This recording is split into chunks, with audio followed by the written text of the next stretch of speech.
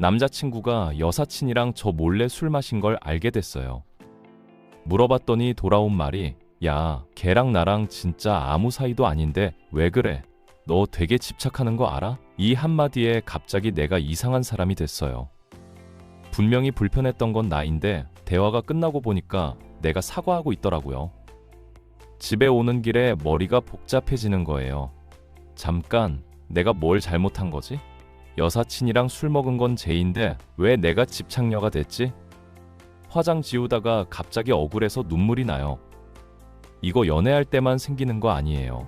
회사에서 팀장이 다들 힘든 거 마찬가지라고 하면 갑자기 야근 거절하기가 미안해지고, 친구가 진짜 친구면 이 정도는 해줘야 하는 거 아니냐고 하면 싫어도 들어주게 되고, 부모님이 다 너 잘되라고 하는 말이라고 하면 할 말이 없어지잖아요.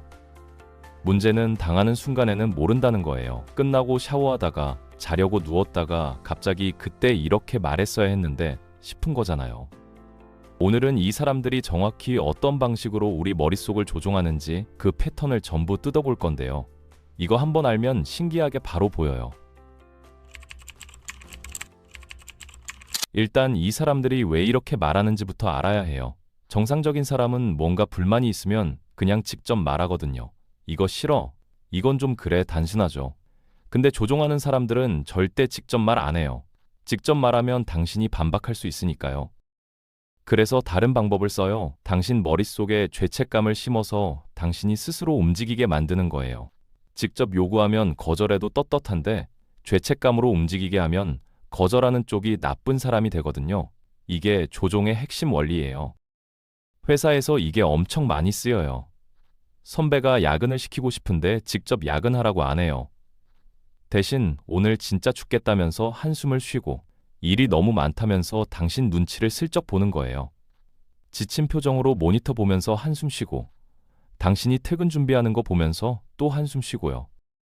그러면 착한 당신은 어떻게 해요? 제가 도와드릴까요? 먼저 말하게 되잖아요. 보세요. 선배는 야근 시킨 적 없어요. 당신이 자원한 거예요. 근데 결과는 똑같이 야근이잖아요. 차이가 뭐냐면요. 직접 부탁했으면 고마워해야 하는데 알아서 도와준 거니까 고마워할 의무도 없는 거예요. 공짜로 노동력 뺏긴 거죠. 이런 상황을 알아채는 방법이 있어요.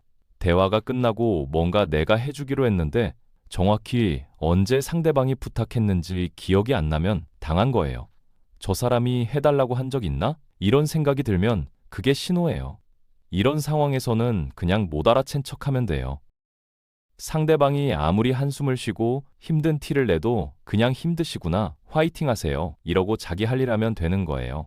상대방이 직접 도와달라고 말하기 전까지는 반응 안 해도 돼요. 부탁한 적 없으니까요.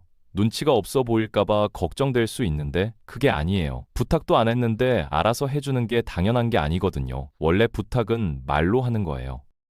연애에서도 똑같이 쓰여요. 여자친구가 요즘 너무 외롭다면서 친구들은 다 남친이랑 매일 본다고 한숨을 쉬어요. 직접 자주 만나자고 안 하고 이렇게 돌려서 감정을 깔아두면 남자친구가 미안해하면서 이번 주에 더 자주 보자고 먼저 말하게 되잖아요. 반대로 남자친구가 요즘 왜 연락이 늦냐면서 다른 남자 생긴 거 아니냐고 몰아붙이는 경우도 있어요. 여자친구 입장에서는 억울하죠. 그냥 바빴던 건데. 근데 이 말을 들으면 바로 해명 모드가 돼요. 아니, 그게 아니라 회사가 바빠서 이렇게 방어하기 시작하는 순간 이미 내가 뭔가 잘못했다는 전제가 깔리는 거예요. 방어하면 질 수밖에 없어요. 아니라고 하면 그럼 왜 연락이 늦냐고 또 공격당하고, 설명하면 변명한다고 하고, 화내면 화내는 거 보니까 찔리는 거 있지 이러거든요. 어떻게 해도 안 되게 설계된 거예요. 처음부터 이길 수 없는 게임판에 올라간 거죠.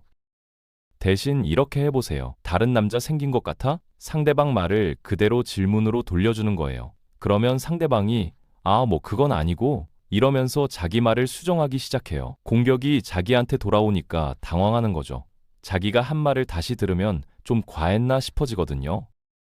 다 너 잘되라고 하는 말이야. 이 패턴도 엄청 흔해요. 상처 주는 말을 하고 나서 이 한마디를 붙이면 마법처럼 당신이 할 말이 없어지거든요. 부모님이 결혼 못할 거라고 걱정하는 척하면서 다 널 위해서라고 하고, 상사가 보고서 별로라고 깎아내리면서 발전을 위해서라고 하고, 친구가 옷이 별로라고 하면서 널 위해서라고 해요. 공격하고 나서 방패를 미리 세워두는 거예요. 당신이 반발하면 좋은 뜻인데 왜 그렇게 받아들이냐고 할 준비가 되어 있는 거죠. 상처를 주면서도 자기는 좋은 사람 포지션을 유지하는 거예요. 이게 진짜 교활한 거거든요. 진짜 당신을 생각해서 말하는 사람은 어떻게 하냐면요. 먼저 물어봐요. 이거 말해도 될까? 내 생각인데 들어볼래? 당신이 받아들일 준비가 됐는지 확인하는 거예요. 타이밍도 보고, 당신 상태도 보고, 그래도 괜찮겠다 싶으면 그때 말하는 거죠. 근데 조종하는 사람들은 물어보지 않고 일단 쏟아내고 좋은 뜻이었다고 마무리해요. 이 패턴을 깨려면 좋은 뜻인 건 알겠는데 그래도 기분은 안 좋았어 라고 하면 돼요. 앞에서 좋은 뜻을 인정해줬으니까 상대방이 반박할 여지가 없어요. 그러면서도 기분 안 좋았다는 사실은 분명히 하는 거죠. 너 너무 예민해? 이것도 자주 쓰여요. 당신이 뭔가 불편하다고 말하면 그걸로 기분이 나쁘냐면서 예민하다고 받아치는 거예요. 별거 아닌 걸로 왜 그러냐? 농담도 못하겠다. 이런 말들이요. 직장에서 동료가 불쾌한 농담을 해서 기분 나쁘다고 했더니 농담인데 왜 그러냐면서 예민하다고 하면 진짜 내가 이상한가 싶어지거든요.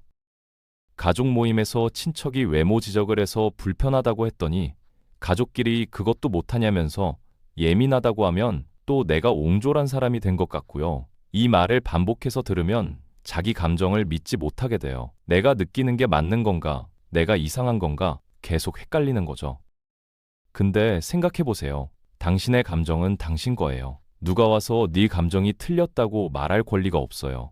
배고프다고 하는 사람한테 넌 안 배고픈 거라고 하면 말이 돼요? 안 되잖아요. 졸리다고 하는 사람한테 넌 안 졸린 거야 라고 하면요? 말이 안 되죠. 감정도 마찬가지예요. 당신이 기분 나쁘다고 느꼈으면 기분 나쁜 거예요. 이 상황에서는 감정의 소유권을 명확히 하면 돼요. 내가 예민한 건지는 모르겠는데 어쨌든 지금 기분이 안 좋은 건 맞아. 내가 예민한지 아닌지는 철학적 토론 주제일 수 있어요. 근데 내가 지금 기분 나쁘다는 건 토론 주제가 아니에요. 그냥 사실인 거예요. 비교하기 패턴도 있어요. 다른 사람들은 다 그렇게 한다는 말이요. 직장에서 다른 신입들은 야근도 잘한다고 하고 친구 사이에서 다른 애들은 이 정도는 기본으로 해준다고 하고 연애에서 다른 남자친구들은 기념일마다 이벤트 한다고 하고요. 이 말 들으면 머릿속에서 자동으로 방어 모드가 켜지거든요. 나도 잘하고 있다고 상황이 다르다고 해명하려고 하죠. 근데 해명하는 순간 이미 내가 부족하다는 전제를 받아들인 거예요. 비교당하면 이기는 방법이 없어요. 어떻게 해명해도 그래도 걔네보다는 못하다는 게 깔려 있으니까요. 비교 자체가 이미 당신을 깎아내리는 프레임이거든요. 이 패턴 무력화하는 방법은 비교를 그냥 인정해버리는 거예요. 아, 그래? 그 사람들 진짜 대단하네. 끝이에요. 변명 안 하고 해명 안 하고 그냥 인정해버리는 거예요. 상대방이 원하는 건 당신이 주눅 들어서 더 열심히 하거나 방어하면서 에너지를 쓰는 거거든요. 그냥 대단하네 하고 넘기면 공격이 허공에 떠요. 자기가 던진 미끼를 안 물었으니까 상대방 입장에서는 엄청 허탈해요. 처음에는 이게 좀 건방져 보일까봐 걱정될 수 있는데 해보면 알아요. 오히려 담담해 넘기니까 더 당당해 보여요. 과거에 당신이 했던 말을 꺼내서 지금 상황에 갖다 붙이는 패턴도 무서워요. 친구가 돈을 빌려달라고 해서 거절하려니까 작년에 힘들 때 옆에 있어주겠다고 했잖아. 그땐 그냥 말이었냐고 하는 거예요. 완전 다른 맥락이에요. 힘들 때 옆에 있어주겠다는 말이랑 돈 빌려주겠다는 말은 다른 건데 그렇게 연결해버리면 갑자기 당신이 약속 어긴 사람이 되는 거예요. 직장에서도 입사할 때 뭐든지 열심히 하겠다고 했잖아. 야근 좀 하는 게 뭐가 힘드냐? 이러면 할 말이 없어지죠. 그때 그 말이 이렇게 쓰일 줄 누가 알았겠어요. 이 패턴에서 벗어나려면 두 가지를 분리해서 말하면 돼요. 옆에 있어주겠다는 말이랑 돈 빌려주는 건 다른 얘기인 것 같아. 나는 정서적으로 옆에 있어주겠다는 거였어. 상대방이 연결한 고리를 끊어주는 거예요. 어떤 사람들은 너무 계산적인 거 아니냐고 할 수도 있어요. 근데 그것도 조종의 일종이에요. 경계를 명확히 하는 걸 계산적이라고 프레이밍해서 죄책감 들게 만드는 거거든요. 경계 긋는 건 계산적인 게 아니라 건강한 거예요. 자, 여기서 중요한 걸 말할게요. 이 모든 패턴에는 공통점이 있어요. 전부 당신의 감정 반응을 원한다는 거예요.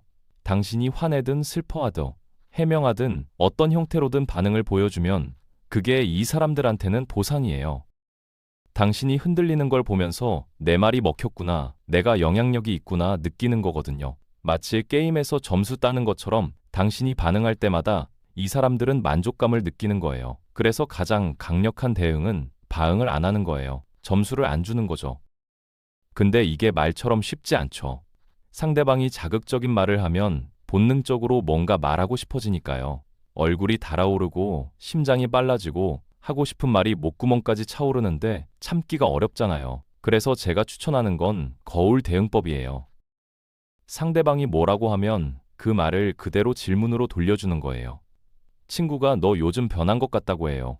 보통은 뭐가 변했는데 안 변했는데 이렇게 방어하잖아요. 대신 내가 변한 것 같아? 똑같은 말을 질문으로 바꿔서 돌려주는 거예요. 그러면 상대방이 먼저 설명을 시작해요. 이게 효과적인 이유가 있어요. 상대방이 자기 말을 객관적으로 듣게 되거든요.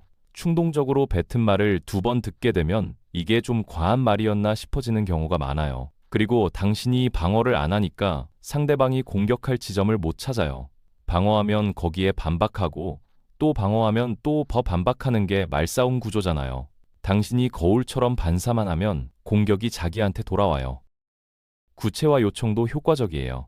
조종하는 사람들 말의 특징이 뭐냐면 모호하다는 거예요. 너 맨날 그러잖아. 항상 그 모양이야. 이런 말들은 구체적으로 뭔지 안 말하거든요. 왜냐면 구체적으로 말하면 반박당할 수 있으니까요.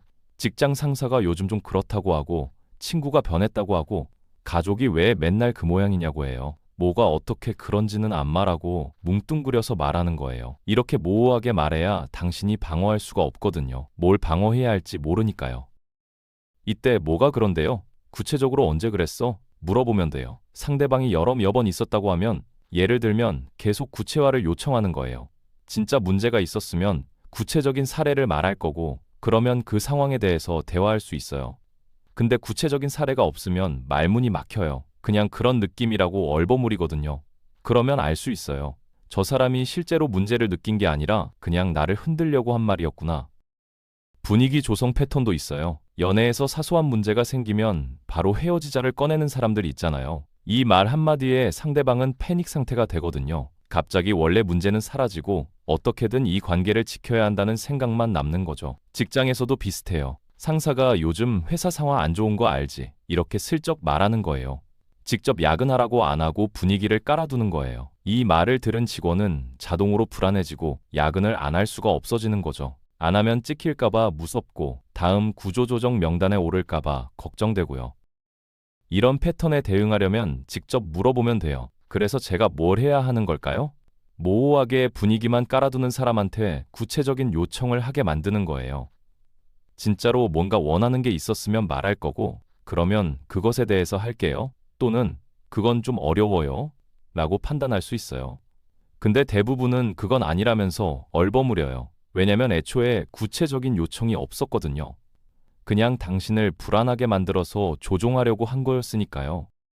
명절에 친척들이 결혼은 언제 하냐, 취직은 했냐 물어보는 것도 마찬가지예요. 이게 순수한 관심이 아니라 은근히 압박하는 거잖아요. 보통은 열심히 알아보고 있다고 변명하거나 제 인생인데 왜요? 라고 반발하거나 둘 중 하나죠. 대신 외삼촌은 결혼 생활 어떠세요? 질문을 돌려보세요. 사람들은 자기 얘기하는 거 좋아해요. 자기 얘기 시작하면서 당신한테 관심이 돌아오는 걸 잊어버려요. 그리고 대부분 결혼 생활 얘기하다 보면 불만도 나오고 힘든 점도 나와서 분위기가 바뀌거든요. 마지막으로 제일 중요한 얘기를 할게요. 조종하는 사람들을 이기려고 하면 안 돼요. 왜냐면 이 사람들은 갈등 상황에서 더 강해지거든요. 평생 이렇게 살아온 사람들이에요. 말싸움 경험치가 당신보다 훨씬 높아요. 정면으로 붙으면 지기 쉬워요. 그래서 목표가 이기는 게 아니라 안 휘말리는 거여야 해요. 에너지를 아끼는 거죠. 이 사람들은 당신의 에너지를 빼먹고 사는 거예요. 당신이 화내고 해명하고 슬퍼하는 그 에너지가 다 이 사람들한테 가는 거거든요. 조종당하기 쉬운 사람들의 공통점이 있어요.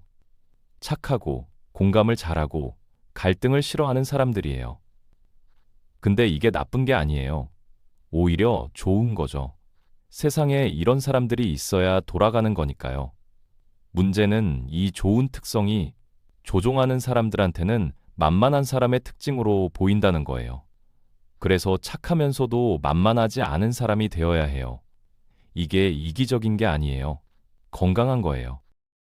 결국 조종에서 벗어나는 가장 강력한 방법은 당신 삶이 당신 중심으로 돌아가게 만드는 거예요. 상대방한테 너무 의지하면 그 사람 눈치를 볼 수밖에 없어요. 근데 당신 삶이 이미 충분히 차 있으면, 혼자 있어도 할 일이 많고 재밌으면 그 사람이 없어도 괜찮아지거든요. 그러면요, 더 이상 조종당할 이유가 없어요. 관계가 불편해지면 거리를 둘 수 있고, 안 맞으면 떠날 수 있으니까요. 역설적이게도 떠날 수 있는 사람이 오히려 더 좋은 관계를 유지해요. 상대방도 아니까요. 이 사람 함부로 하면 진짜 떠나겠다는 걸요. 오늘 얘기한 거 전부 기억할 필요 없어요. 하나만 기억하세요. 누군가 당신을 불편하게 만드는 말을 하면 바로 반응하지 말고 한번 멈춰보세요. 그리고 이 사람이 뭘 원하는 걸까 생각해 보세요. 내가 화내길 원하는 건지, 해명하길 원하는 건지, 죄책감 느끼길 원하는 건지. 그걸 파악하면 거기에 안 휘말릴 수 있어요. 상대방이 원하는 반응을 안 해주면 그 사람의 조종은 실패하는 거니까요. 처음에는 어색하고 잘 안 될 수도 있어요. 오랫동안 착하게만 살아왔으면 갑자기 다르게 행동하는 게 낯설 수 있거든요. 괜찮아요. 연습하면 돼요. 한 번, 두 번 하다 보면 점점 자연스러워지고 어느 순간 보면 이 사람들이 더 이상 당신한테 함부로 못하는 걸 느끼게 될 거예요. 그게 당신이 변한 거예요.